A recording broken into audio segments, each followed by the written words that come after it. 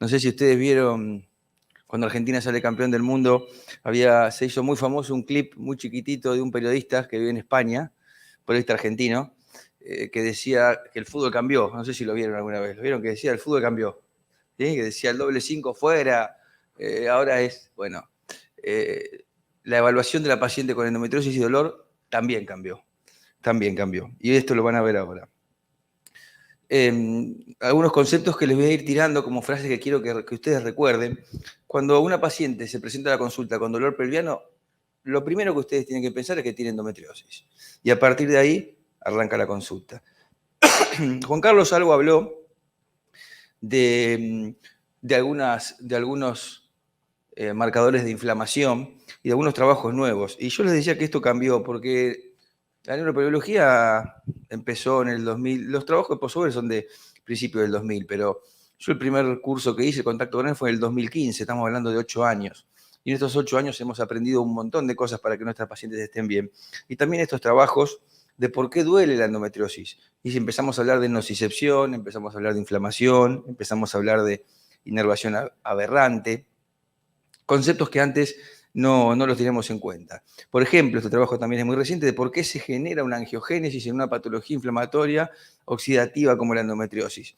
Y fíjense, la angiogénesis se puede generar porque hay una exposición hormonal, ya sea periodos cortos o periodos largos, porque hay lesión tisular y reparación y porque hay hipoxia. 3 características fundamentales de las lesiones endometriósicas.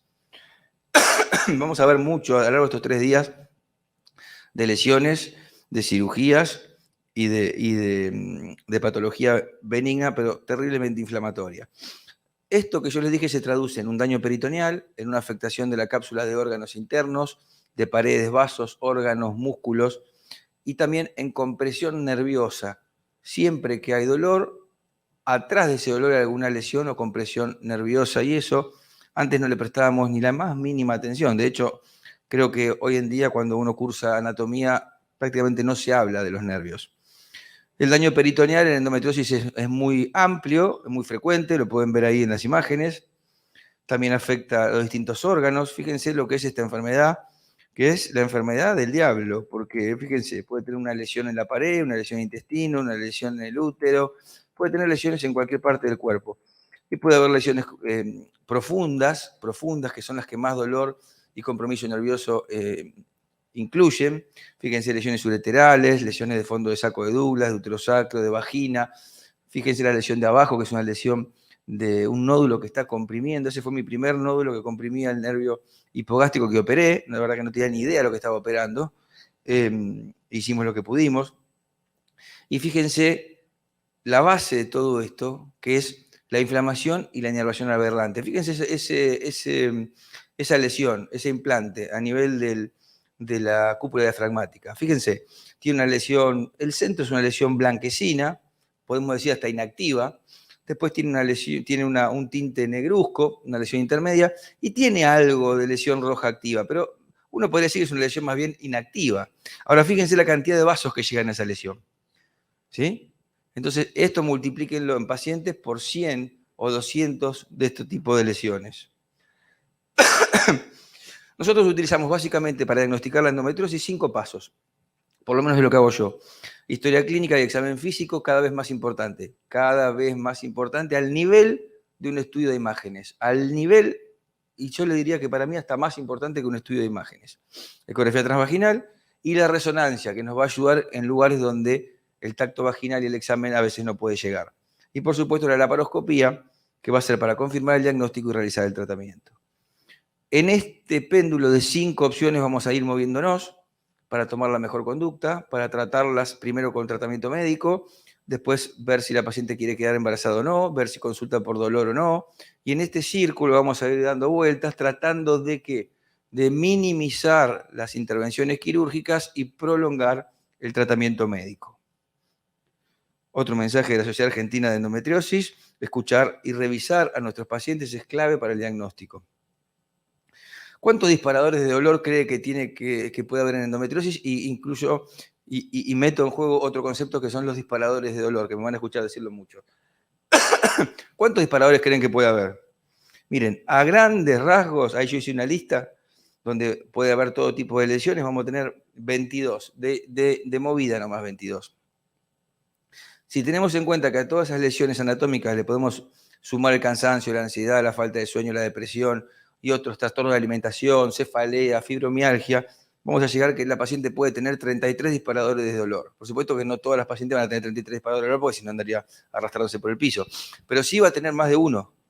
Olvídense del tratamiento de la paciente de una lesión o una patología o el endometrioma, ¿sí? Hay que verla a la paciente completa en su totalidad y ver desde la parte clínica hasta la parte anatómica quirúrgica.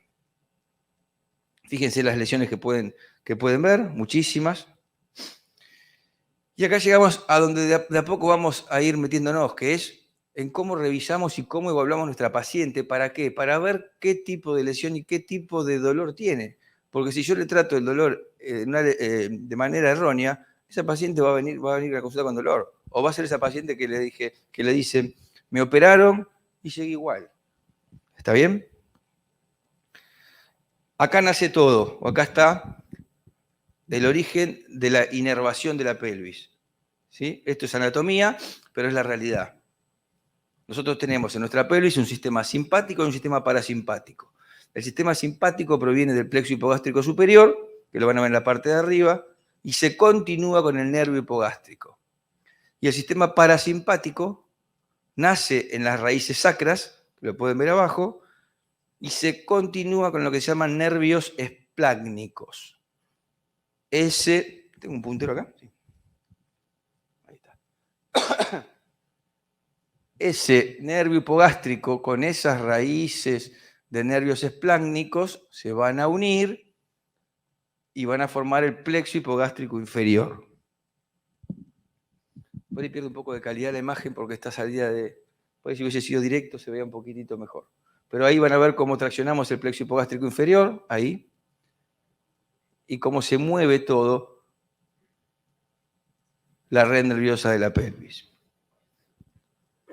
Y así nació la neuropelviología, creada, inventada por Mark Posauer, que es una rama de la medicina que se ocupa de la patología de los nervios y de los plexos pelvianos y de la patología de la pelvis y la columna que afectan nervios y plexos. ¿Para qué?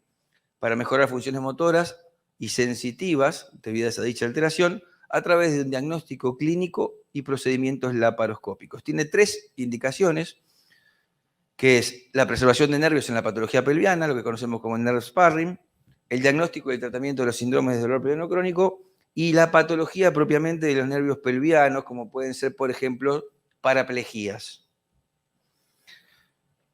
El examen neuropelviológico, que es lo que aplicamos nosotros, es una mezcla de clínica médica, ginecología y neurología.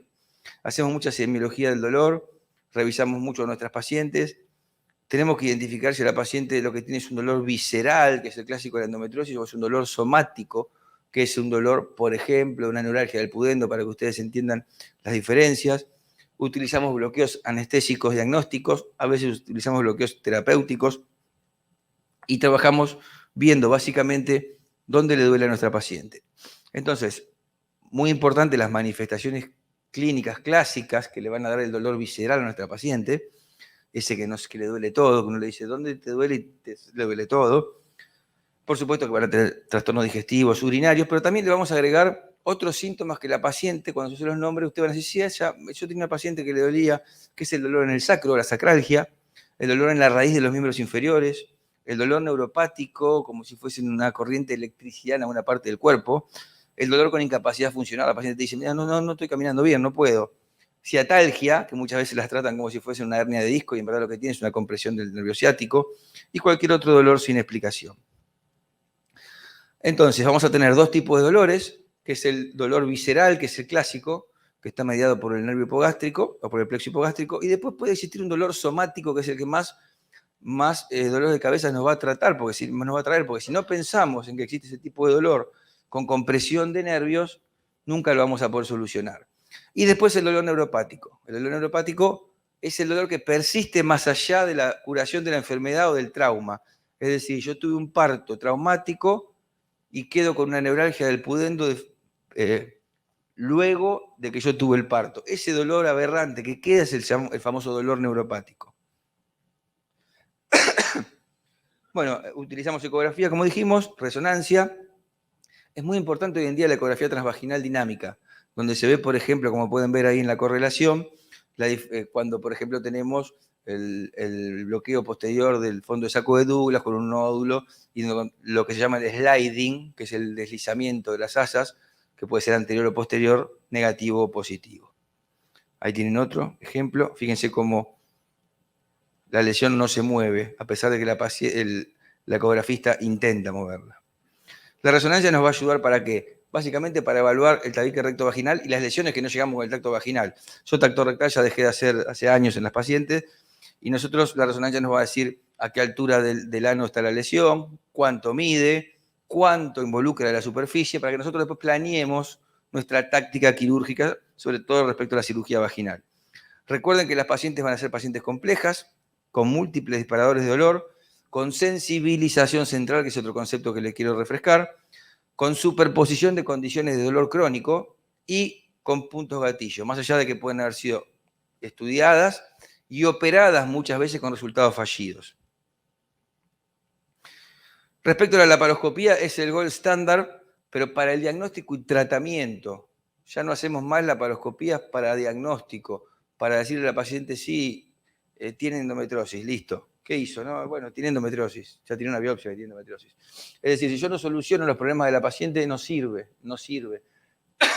Porque además, no es lo mismo que yo le haga una laparoscopía a una paciente, que le encuentre un foco en el paritocólico, se lo saque y la biopsia diga endometriosis, a que yo le haga una reacción intestinal y que la biopsia me diga endometriosis. No tiene nada que ver. Y la paciente, la del foco peritoneal, yo tengo endometriosis, y sí, pero no tiene nada que ver con la endometriosis profunda. Entonces, si vamos a operar para solucionar los problemas. Fíjense, esta paciente la operamos hace muy poquito. Esta paciente uno la operaba hace 10 años, entraba, veía un poquito fibrosado los ligamentos uterosacros, por arriba veía que estaba todo bien y decía, no, no tiene nada, listo, a su casa. Esta paciente tiene una uronefrosis del lado izquierdo, ¿sí? Con dilatación renal, y del lado derecho acá, después se las voy a mostrar creo que mañana, acá, tiene una lesión profunda que le involucra la cara posterior de la vagina, el parametrio, y que llega hasta el plexo sacro. Entonces, tenemos que conocer y estudiar la anatomía. Es clave si quieren hacer endometriosis, conocer y estudiar la anatomía. Porque hoy podemos tener este tipo de imágenes, con el uréter, con el nervio, con el ligamento uterosacro cortado. Podemos tener esto. Fíjense cómo la endometriosis es totalmente asimétrica. Fíjense este uréter y fíjense este uréter. Entonces de repente uno piensa que bueno, este va por acá y lo termina cortando. ¿Sí?